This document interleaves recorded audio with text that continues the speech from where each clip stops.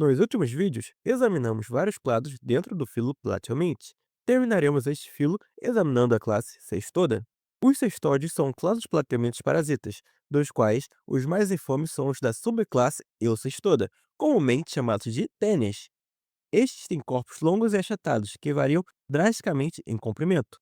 Os menores espécimes sexualmente maduros têm cerca de meio milímetro de comprimento, enquanto os maiores podem crescer até mais de 30 metros ou quase 100 pés e habitar cachalotes. Seus corpos começam com um escólex semelhante a uma cabeça com duas fixações chamadas bótrios, ou quatro ventosas que ele usa para se prender ao seu hospedeiro. Esses escólex também são frequentemente armados com ganchos ou tentáculos espinhosos. Atrás do escólex está o estróbilo, o corpo principal da tênia. O estróbilo começa com uma zona germinativa, às vezes chamada de pescoço, que forma novas proglotes através da divisão mitótica. Este plano corporal é único entre os plateumintos, não apenas pela aparente proglotização, mas também pela falta de qualquer região cefálica. Embora o escólex se assemelhe superficialmente a uma cabeça, na verdade é derivado da extremidade posterior da larva. Essas formas larvais são conhecidas como oncosferas e têm 6 ganchos em sua extremidade anterior.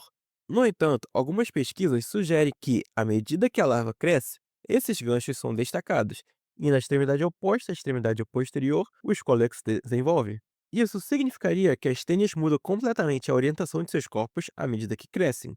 Além disso, as tênias não têm intestinos e todos os nutrientes são absorvidos por uma camada superficial especializada de células chamada neoderme, cobertas por apêndices únicos, chamadas microtríqueas, que são encontradas apenas em tênias e em nenhum outro animal.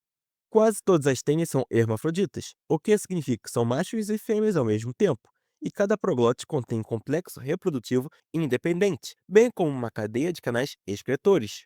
Além disso, dois cordões nervosos se estendem do anel nervoso do escólex e retornam através de cada proglote. Assim como os trematóides, o sistema reprodutor da tênia ocupa a maior parte de seus corpos e inclui principalmente numerosos testículos, vesículas seminais, dutos de esperma, um órgão copulador chamado cirro, um ovário com um único lóbulo ou sem lóbulo, vagina e útero com óvulos e vitelário único ou múltiplos folículos vitelinos, que produzem células vitelínicas que são incluídas na formação dos óvulos.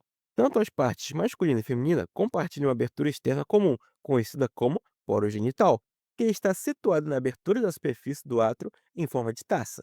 O útero, por sua vez, é separado pelo poro uterino no lado ventral da proglote.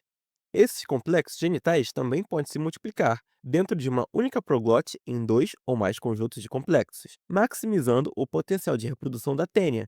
Frequentemente, tênias individuais se fertilizam de forma cruzada com outras tênias em troca mútua de esperma. No entanto, se nenhuma outra tênia estiver presente, as proglotes individuais podem fertilizar outras proglotes, ou se autofecundar. Como esses vermes são incapazes de sintetizar lipídios, dos quais precisam para a reprodução, eles dependem inteiramente da dieta de seu hospedeiro, cujo alimento absorvem através das paredes do corpo. À medida que os proglotes individuais amadurecem após a fertilização, eles ficam grávidos de ovos e continuam a crescer à medida que novos proglotes são adicionados do pescoço da tênia.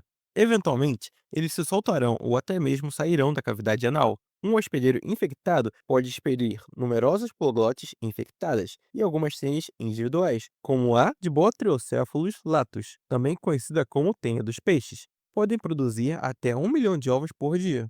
A tênia humana mais comum é frequentemente chamada de tênia da carne bovina ou solitária, tênia saginata, embora as vacas sejam seu hospedeiro intermediário e os humanos sejam seus hospedeiros finais. Proglotes inteiras com casca e ovos presentes em fezes humanas são consumidas pelo gado. O sistema digestivo da vaca dissolve suas cascas e elas penetram na parede intestinal, atingindo eventualmente o músculo onde se incrustam. Aqui elas permanecem dormentes neste estágio chamado cisticercose, a menos que a carne mal passada, como hambúrgueres, bife ou churrasco, seja consumida por um humano. A tênia da carne bovina é encontrada em todo o mundo e é especialmente comum em países com uma dieta rica em carne bovina, como os Estados Unidos, onde um estudo voluntário que representou mais de 28,6 milhões de vacas descobriu que a taxa de infecção estava entre 10,8% e 18,4%. No entanto, esses parasitas são facilmente identificados pelo controle veterinário de rotina na Europa e nos Estados Unidos. Outras tênias humanas incluem a tênia do porco, tênia solium e a tênia dos peixes, de Botriocephalus latus. Ambos chegam a seus hospedeiros finais através do consumo de carne de porco ou peixe mal passados. A tênia do porco, em particular, pode causar cisticercose. Além disso, existem alguns casos em que a tênia do porco migram para outras partes do corpo e causam danos ao fígado, olhos, coração e cérebro, ou até mesmo induzem a epilepsia. Se você está se sentindo um pouco preocupado agora, devemos observar que é sempre mais perigoso ser um hospedeiro intermediário da tênia do que o hospedeiro final. No total, menos de 1.000 pessoas são tratadas para infecções por tênis anualmente nos Estados Unidos, mas o número total de infecções é provavelmente muito maior, uma vez que não causam quase nenhum dano perceptível ao seu hospedeiro final. As tênias normalmente causam consideravelmente menos danos a seus hospedeiros finais do que os tematóides, e muitos humanos, especialmente aqueles que consomem carne bovina regularmente, já podem abrigar uma tênia sem saber. Geralmente, o único sintoma em adultos é a presença de proglotes nas evacuações. Mas, a menos que o hospedeiro esteja doente ou paranoico, essas proglotes são difíceis de identificar. Para os hospedeiros intermediários, no entanto, a história é diferente. Os hospedeiros intermediários geralmente sofrem muito mais do que os hospedeiros finais, porque o objetivo de um hospedeiro secundário, da perspectiva das tênias, é ajudar a levar a tênia para seu hospedeiro final.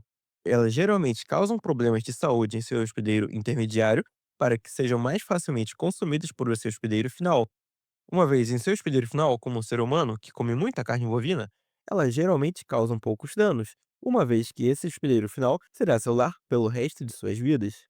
Globalmente, existem mais de 6.000 espécies de tênis que, quando adultas, infectam todos os grupos de vertebrados, com o maior número de espécies em aves. Contudo, os mais diversos são aqueles que infectam elasmobrânquios, ou seja, os tubarões e raias. Coletivamente, as tênias são capazes de infectar quase todas as espécies de vertebrados do planeta, e cada uma, incluindo os humanos, tem sua própria fauna específica de tênias. E com isso, concluímos nosso estudo do filo Platyomytes. Vamos avançar e verificar alguns outros filos a seguir.